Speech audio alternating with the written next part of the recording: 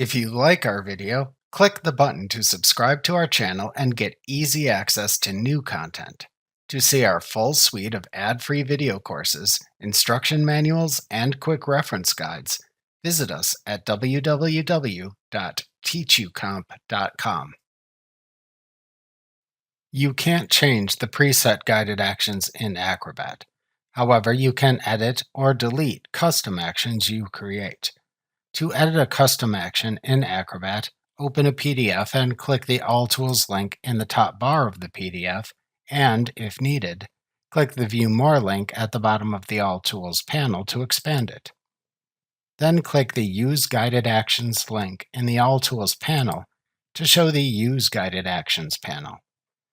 Then hover over the Custom Action to Edit in the Actions List section of the panel and click the ellipsis mark icon that then appears to its right.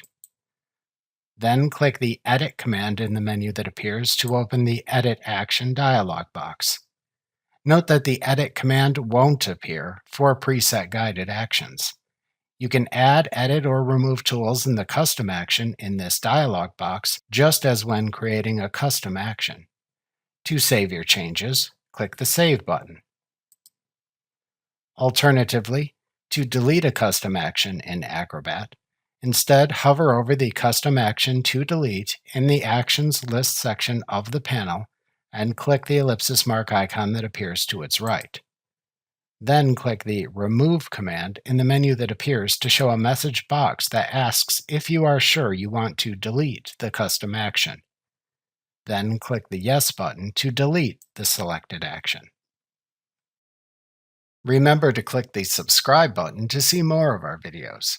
See our full suite of courses, instruction manuals, and quick reference guides at www.teachucomp.com.